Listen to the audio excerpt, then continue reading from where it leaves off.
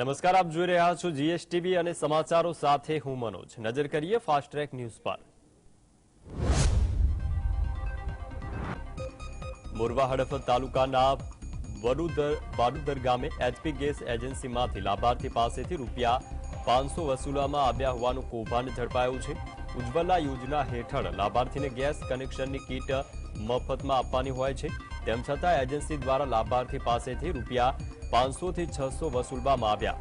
સાથે જ 347 સિલિન્ડરની ઘટ અને રિફિલિંગ માટે વધારાની રકમ પણ વસૂલવામાં આવી હોવાની હકીકત સામે આવી છે.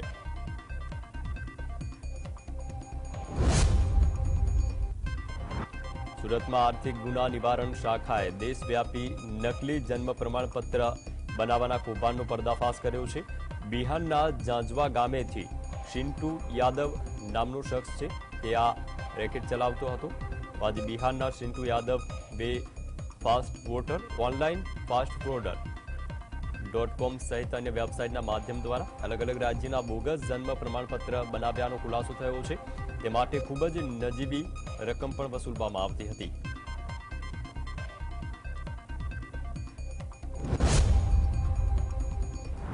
કપડવંજ તાલુકાના રૂપજીના મુવાડામાં 4 મજૂરો દટાયા, જેમાં એકનું મોત થયું છે. સુજલામ સુફલામ યોજના હેઠળ અંડરગ્રાઉન્ડ પાઇપલાઇનની કામગીરી ચાલી રહી હતી. તે દરમિયાન જ જમીન ધસી પડતા 4 શ્રમિકો દટાયા હતા, જેમાં 2 મહિલા અને 1 પુરુષનો સમાવેશ થાય છે. 4 મજૂરો દાહોદ જિલ્લાના હોવાની પ્રાથમિક માહિતી છે. 4ને સારવાર માટે અત્યારે હોસ્પિટલ ખસેડાયા છે. જો કે 1 મહિલાનું મોત થયું, જ્યારે અન્ય 3 લોકો છે તેમને કપડવંજની અન્ય હોસ્પિટલમાં રિફર કરાયા છે.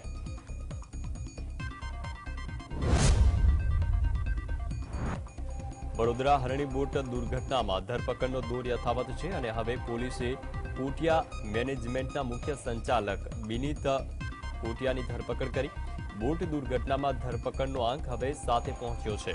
ઉલ્લેખનીય છે કે કોટિયા મેનેજમેન્ટ પાસે હરણી તળાવનું સંચાલન હતું અને બોટ ઊંધી પડતા સ્કૂલના બાળકો તેમજ શિક્ષકો મળીને કુલ અંદાજિત 14 જેટલા લોકોના મોત થયા હતા.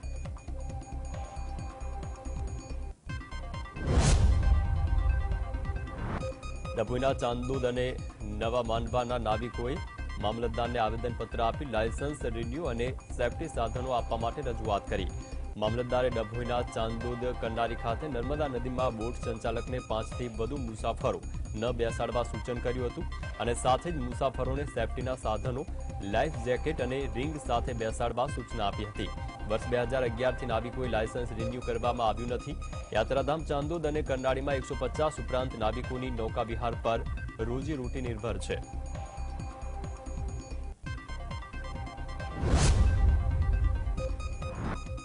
બનાસકાંઠાના જૂના ડીસા ગામે ડીડીઓએ ઓચિંતી મુલાકાત લીધી હતી. ગ્રામ પંચાયત અને પ્રાથમિક આરોગ્ય કેન્દ્રની મુલાકાત લઈ કામગીરીની સમીક્ષા કરી. અરજદારો અને કર્મચારીઓની રજૂઆતો સાંભળી યોગ્ય નિકાલની ખાતરી આપી છે. રાહતના પ્લોટ અંગેની કામગીરી જલ્દી પૂર્ણ કરવાનું આશ્વાસન આપ્યું અને સાથે જ બોગસ ડોક્ટરો મામલે પણ તપાસ કરવાની ખાતરી આપી છે.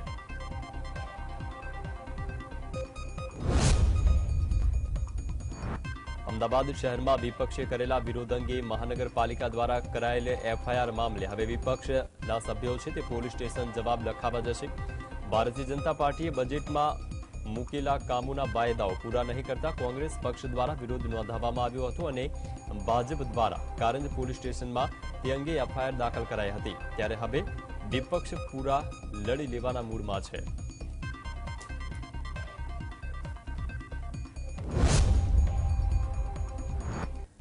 અમદાવાદ જિલ્લાના સાણંદના સરી ગામે રામજીની શોભાયાત્રા દરમિયાન હવામાં ફાયરિંગ કરતો વિડીયો વાયરલ થયો છે. સાણંદ એપીએમસીના ચેરમેન ખેંગાર સોલંકી હવામાં ફાયરિંગ કરતા હોય તેવો વિડીયો વાયરલ થયો છે. એપીએમસી ચેરમેન ખેંગાર સોલંકી અગાઉ હાઈ પ્રોફાઇલ જુગારની ક્લબમાંથી જુગાર રમતા ઝડપાયા હતા. શોભાયાત્રામાં હવામાં ફાયરિંગનો વિડીયો વાયરલ થયો છે. જોકે જીએસટીવી આની પુષ્ટિ કરતું નથી.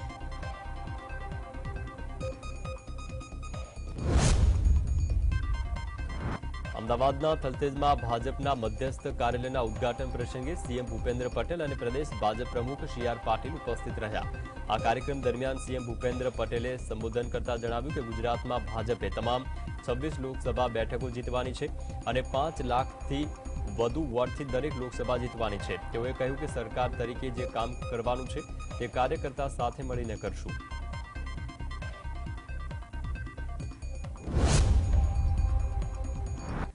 રામ મંદિરની પ્રાણ પ્રતિષ્ઠા પૂર્ણ થતાની સાથે જ ભાજપે લોકસભા ચૂંટણીની તડામાર તૈયારીઓ શરૂ કરી દીધી છે। વડોદરાના કારેલીબાગ ખાતે લોકસભાના મધ્યસ્થ કાર્યાલયનું લોકાર્પણ કરવામાં આવ્યું, જેમાં સાંસદ, ધારાસભ્ય, નગરસેવકો સહિત સંગઠનના કાર્યકર્તાઓ ઉપસ્થિત રહ્યા, જ્યાં ક્લસ્ટર ઇન્ચાર્જ પ્રદીપસિંહ જાડેજાએ તમામ કાર્યકર્તાને ચૂંટણી માટે કમર કસી લેવા માટે આહવાન કર્યું।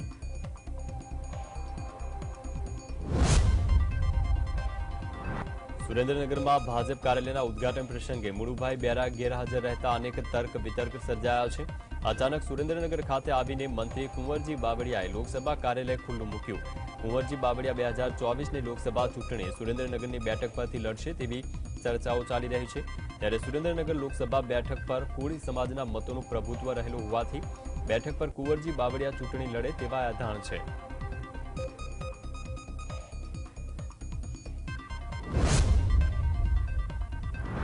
તો બાજુ ભુજમાં પણ કચ્છ લોકસભા બેઠકના મધ્યસ્થ કાર્યાલયને ખુલ્લું મૂકવામાં આવ્યું। કચ્છના પ્રભારી મંત્રી પ્રફુલ્લ પાનસેરિયાના હસ્તે લોકસભા કાર્યાલયને ખુલ્લું મુકાયું। પ્રભારી મંત્રીએ તમામ કાર્યકર્તાને કામે લાગી જવા આહવાન કર્યું છે। પ્રભારી મંત્રીએ કચ્છ લોકસભા બેઠક 5 લાખ મતોથી જીતીશું તેવો આશાવાદ પણ વ્યક્ત કર્યો। ભુજ ખાતે આયોજિત લોકસભા કાર્યાલયના ઉદ્ઘાટન કાર્યક્રમમાં પ્રભારી મંત્રી પ્રફુલ્લ પાનસેરિયા, પ્રદેશ ભાજપ મંત્રી નૌકાબેન પ્રજાપતિ, કચ્છ લોકસભા પ્રભારી કમલેશ મીરાણી તેમજ ધારાસભ્ય સહિતના મહાનુભાવો ઉપસ્થિત રહ્યા।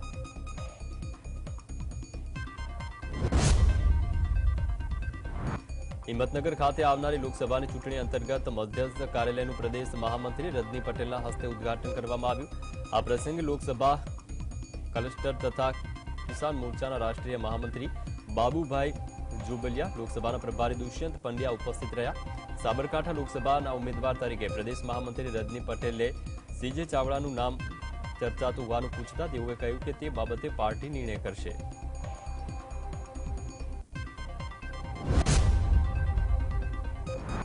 અમદાવાદ શહેરમાં હાલમાં કુલ 42 કોરોનાના એક્ટિવ કેસો છે અને પ્રતિદિન 4 થી 5 જેટલા કેસ કોરોનાના પોઝિટિવ આવી રહ્યા છે।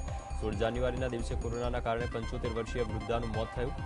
સરસપુરની 75 વર્ષીય મહિલાને અસ્થમા અને બ્લડ પ્રેશરની બીમારી હતી। હાલમાં 3 દર્દીઓ સિવિલ હોસ્પિટલમાં દાખલ છે, જ્યારે 2 દર્દી ખાનગી હોસ્પિટલમાં અને 1 દર્દી એલજી હોસ્પિટલમાં દાખલ કરેલ છે। વડોદરાના પાદરાના ભુજ ગામે થયેલા પથ્થરમારામાં 27 લોકો સામે ફરિયાદ નોંધવામાં આવી છે, જેમાં 17 લોકો સામે નામજોગ ફરિયાદ દાખલ થઈ છે, જ્યારે 10 અજાણ્યા શખ્સો વિરુદ્ધ ફરિયાદ દાખલ થઈ। પૂર્વ નિયોજિત કાવતરું ઘડી ભગવાન રામની શોભાયાત્રા પર પથ્થરમારો કરવામાં આવ્યો। એટલું જ નહીં, અપશબ્દનો પણ પ્રયોગ થયો, ઉશ્કેરણીજનક ટિપ્પણી કરી અને જાનથી મારી નાખવાની ધમકી પણ મળી। પથ્થરમારામાં 2 પુરુષો અને 6 મહિલા સહિત કુલ 8 લોકો ઇજાગ્રસ્ત થયા હતા।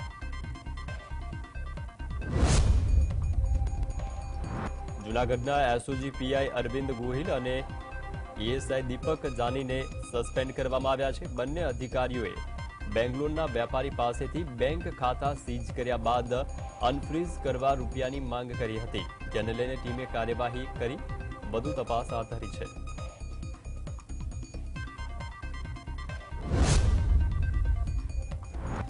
દાહોદ ક્રાઇમ બ્રાન્ચની ટીમને રાજ્ય અને આંતરરાજ્યના 104 જેટલા ઘરફોડ ચોરીના ગુનામાં ડિટેક્ટ કરવામાં સફળતા મળી છે।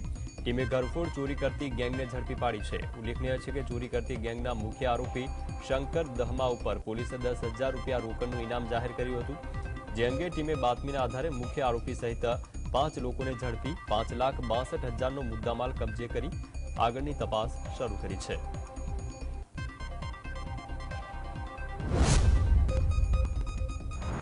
વલસાડના કપરાડા તાલુકા ખાતે ઊંડાણના રૂહિયાલ ગામે પિકઅપ ઘાટ ઉતરતા એક વાહન પલટી જતા વાહન ચાલક ઇજાગ્રસ્ત થયો।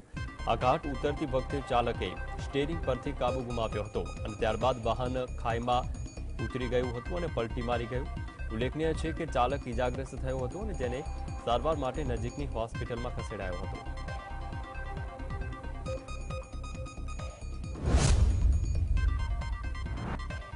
ખેડાના ઉંઠેલા ગામે નવરાત્રીમાં પથ્થરમારામાં આરોપીઓ છે તેમને જાહેરમાં માર મારવા મામલે સુપ્રીમ કોર્ટે 4 પોલીસ કર્મીઓને આંશિક રાહત આપી છે. સુપ્રીમ કોર્ટે 4 પોલીસ કર્મીઓને 14 દિવસની જેલની સજા પર રોક લગાવી.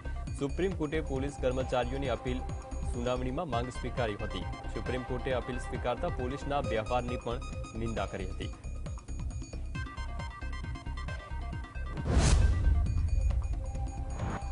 અમદાવાદ શહેરમાં સરદારનગરમાં મહાજનિયાવાસમાં સ્થાનિક અને પોલીસ વચ્ચે માથાકૂટ થઈ હતી. પતિ પત્નીના ઝઘડા મામલે પોલીસ પહોંચી હતી, જ્યાં પતિ દારૂના નશામાં હોવાથી પોલીસે કરેલી કાયદેસર કાર્યવાહી બાદ સ્થાનિક અને પોલીસ વચ્ચે માથાકૂટ થઈ હતી.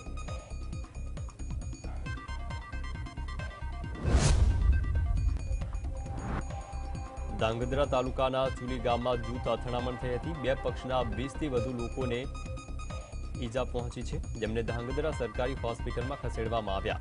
સામાન્ય બોલાચાલી બાદ બંને જૂથો ઉશ્કેરાઈ જતા સામસામે આવી ગયા હતા અને ધોકા અને પાઇપ વડે તેમજ હથિયારો વડે ધીંગાણું જામ્યું. બંને જૂથ વચ્ચે પથ્થરમારો પણ થયો. ઈજાગ્રસ્ત થયેલા કેટલાક લોકોને વધુ સારવાર માટે સુરેન્દ્રનગરની હોસ્પિટલમાં રિફર કરાયા છે.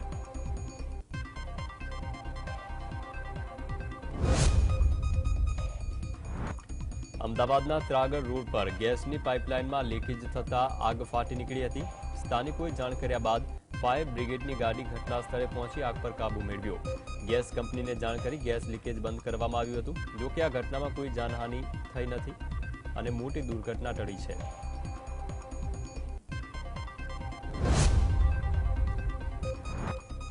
બારડોલીના શાસ્ત્રી રોડ પર પ્રમુખ સ્વામી સર્કલ નજીક વીજ ટ્રાન્સફોર્મરમાં આગ લાગી હતી. બારડોલીની ફાયર ટીમે ઘટના સ્થળે પહોંચી આગ પર કાબુ મેળવ્યો. બારડોલી જીએબીના અધિકારીઓએ સ્થળ પર પહોંચી સલામતીના ભાગરૂપે વીજ પુરવઠો બંધ કર્યો હતો.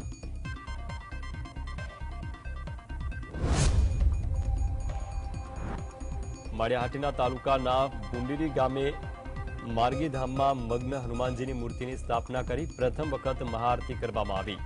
મુસ્લિમ તથા દલિત બાળાઓના હાથે આરતી ઉતારવામાં આવી હતી. આશ્રમમાં બાલિકા દ્વારા ભગવો ધ્વજ લગાવવામાં આવ્યો. ગામના મંદિરમાં વાજતે ગાજતે શોભાયાત્રા નીકળી હતી. આ શોભાયાત્રાનું ભીખારામ બાપુ હરિયાણી પરિવારે ભવ્ય સ્વાગત કર્યું હતું.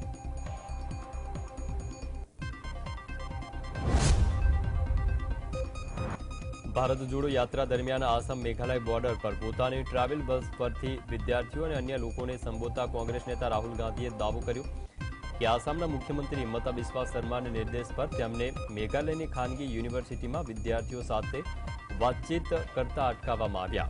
રાહુલ ગાંધીએ કહ્યું કે હું યુનિવર્સિટીમાં આવીને વિદ્યાર્થીઓને સંબોધિત કરવા માંગતો હતો અને તેમને સાંભળવા માંગતો હતો, પરંતુ આવું શક્ય બન્યું નથી.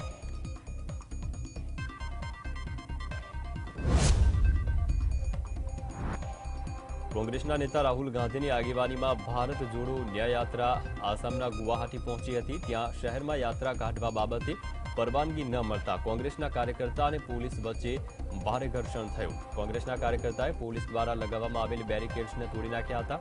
ત્યારબાદ પ્રદેશના મુખ્યમંત્રી હિમંતા બિસ્વા શર્માએ રાજ્યના પોલીસ મહાનિર્દેશકને રાહુલ ગાંધી વિરુદ્ધ ગુનો દાખલ કરવા નિર્દેશ આપ્યો છે. સ્થાનિક વહીવટીતંત્ર તરફથી જણાવવામાં આવ્યું કે શહેરની અંદર યાત્રા કાઢવાની મંજૂરી આપવામાં આવી નથી, તે માટે પોલીસે બેરિકેડ્સ લગાવ્યા હતા.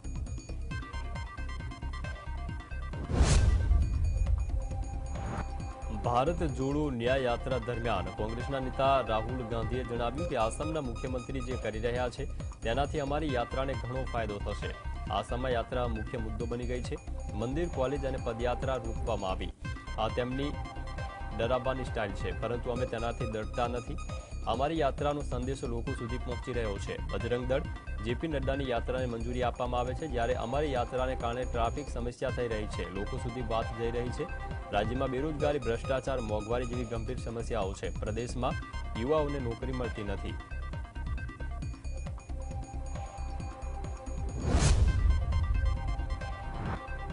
વર્ષ 2024 લોકસભા ચૂંટણી પહેલા મહારાષ્ટ્રના રાજકારણમાં ફરીવાર ગરમાવો જોવા મળ્યો છે. મરાઠા અનામત આંદોલનની માંગે ફરીવાર જોર પકડ્યું છે. મરાઠા અનામત આંદોલનના કાર્યકર્તા મનોજ જરાંગે રંજનગાંવથી પદયાત્રાની શરૂઆત કરી. તેમણે કહ્યું છે કે તેઓ આ કૂચ મુંબઈ સુધી જારી રાખશે. આશા છે કે મુંબઈના શિવાજી પાર્ક અથવા આઝાદ મેદાનમાં અમને વિરોધ પ્રદર્શનની પરવાનગી આપવામાં આવે. પાટીલે દાવો કર્યો છે કે મરાઠાવાડ ડિવિઝનલ કમિશનર સવારે લગભગ 4 વાગ્યે મને મળ્યા હતા. તેમણે મને સરકાર દ્વારા ઉઠાવવામાં આવેલા પગલાઓ વિશે જાણકારી આપી. તેમણે મને મરાઠા સમુદાયના લોકોને આપવામાં આવેલા કેટલાક કુણબી પ્રમાણપત્રો પણ બતાવ્યા હતા.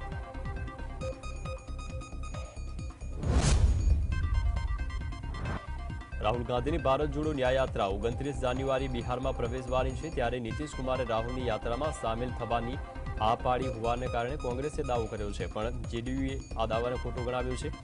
રાહુલ બિહારમાં પોતાની યાત્રાના બીજા દિવસે એટલે કે 30 જાન્યુઆરીએ પૂર્ણિયામાં રેલી કરવાના છે. આ રેલી નીતિશ કુમાર પણ સંબોધિત કરે તેવું કોંગ્રેસ દ્વારા કહેવાયું છે, પણ જેડીયુના પ્રવક્તા ખાલિદ અનવરનું કહેવું છે કે કોંગ્રેસે સત્તાવાર રીતે કોઈ નિમંત્રણ ન આપ્યું પછી નીતિશના હાજર રહેવાનો સવાલ જ પેદા થતો નથી.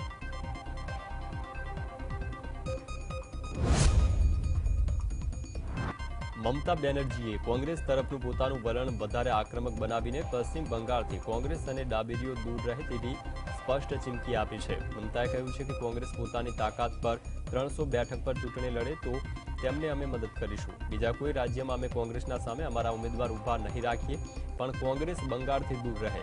મમતાએ પણ સ્પષ્ટ કહ્યું છે કે કોંગ્રેસ પોતાનું વલણ નહીં છોડે તો તૃણમૂલ તમામ 42 બેઠક પર ચૂંટણી લડશે અને બીજા રાજ્યમાં પણ ઉમેદવારોને ઊભા રાખશે.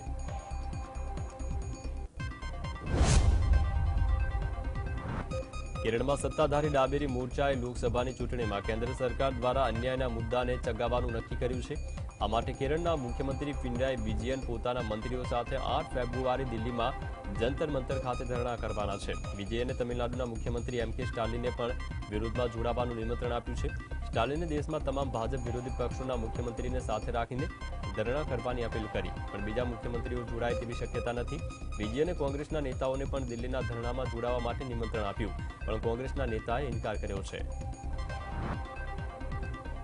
પ્રજાસત્તાક દિવસ નજીક આવી રહ્યો છે, ત્યારે દિલ્હીમાં પરેડ અને અનેક કાર્યક્રમોને લઈને તૈયારીઓ ચાલી રહી છે. ગણતંત્ર દિવસના રોજ ભારતીય સેના અને સુરક્ષા દળો દ્વારા અનેક કાર્યક્રમો થકી શક્તિ પ્રદર્શન કરવામાં આવશે. એટલું જ નહીં, સેનાની ત્રણેય પાંખ અનોખી રીતે આ દિવસની ઉજવણી કરે છે. ત્યારે આ વર્ષે ભારતીય વાયુસેના પ્રજાસત્તાક દિવસે એક વિશેષ ફ્લાય પાસ્ટ રજૂ કરશે. આમાં ઉડાવવામાં આવનાર ટાંગેલ ફોર્મેશનને પણ હેરિટેજ એરક્રાફ્ટ ડાકુટામાં સામેલ કરવામાં આવ્યા છે. ફ્લાયપાસ્ટમાં 2 ટોર્નેડો 228 એરક્રાફ્ટ પણ સામેલ કરાયા છે. પ્રજાસત્તાક દિવસે આ સાથે જ અનેક સ્વદેશી બનાવટના વાહનો છે તે પણ કર્તવ્ય પથ પર માર્ચ પાસ્ટ કરશે.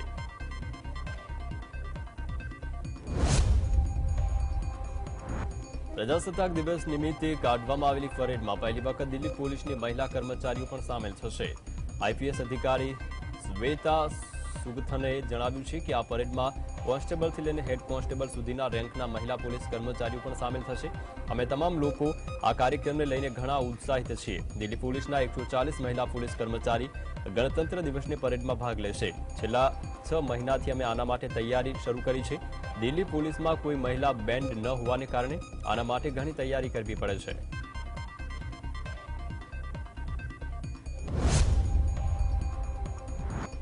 જમ્મુ કાશ્મીરમાં શીતલહેરની સ્થિતિને કારણે ઠંડી વધુ તીવ્ર બની છે. કાશ્મીરના મોટાભાગના સ્થળોએ તાપમાન 0થી નીચે નોંધાયું છે. હવામાન વિભાગના અધિકારીએ જણાવ્યું કે દક્ષિણ કાશ્મીરના પુલવામા અને શોપિયાર શહેરમાં રાત્રે લઘુત્તમ તાપમાન -7.4 ડિગ્રી સેલ્સિયસ નોંધાયું, જ્યારે શ્રીનગરમાં ન્યૂનતમ તાપમાન -5.3 ડિગ્રી સેલ્સિયસ નોંધાયું છે. આ સાથે જ પહલગામમાં -6.8 ડિગ્રી સેલ્સિયસ, જ્યારે ગુલમર્ગમાં -4 ડિગ્રી તાપમાન નોંધાયું. કેન્દ્ર શાસિત પ્રદેશમાં 21મી ડિસેમ્બરથી 21મી જુલાઈ સુધી 40 દિવસ ચિલ્લાઈ કલારની સ્થિતિ છે, એટલે કે હજુ પણ ઠંડી વધે તેવી શક્યતા છે અને હિમવર્ષા હજુ સુધી થઈ નથી. હિમવર્ષા પણ શરૂ થવાની સ્થિતિ છે.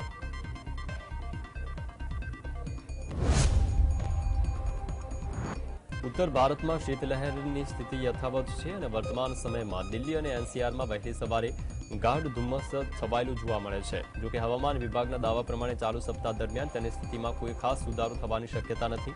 ધુમ્મસના કારણે લો વિઝિબિલિટીની સમસ્યા સર્જાય છે અને પરિણામે ઘણી ફ્લાઇટ્સ અને ટ્રેન મોડી પડે છે. રેલવે વિભાગના પ્રમાણે દિલ્હીથી આવતી 28 ટ્રેનો મોડી પડી છે. હવામાન વિભાગે ઠંડીને લઈને યલો એલર્ટ આપ્યું છે. રાજધાનીમાં દિવસ દરમિયાન મહત્તમ તાપમાન 18 ડિગ્રી, જ્યારે રાત્રે લઘુત્તમ તાપમાન 7 ડિગ્રી સેલ્સિયસ સુધી ગગડવાની શક્યતા છે.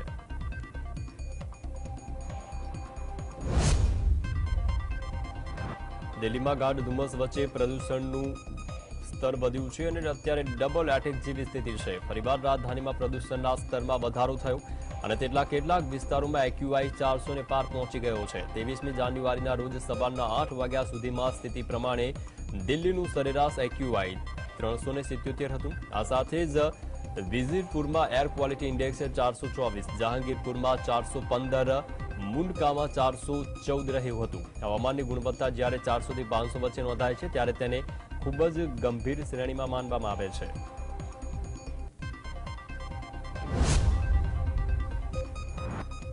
મિઝોરમના લેંગફુઈ એરપોર્ટ પર મ્યાનમારી લશ્કરનું વિમાન ક્રેશ થયું. આ દુર્ઘટનામાં કુલ 6 લોકો ઇજાગ્રસ્ત થયા હોવાના અહેવાલ છે.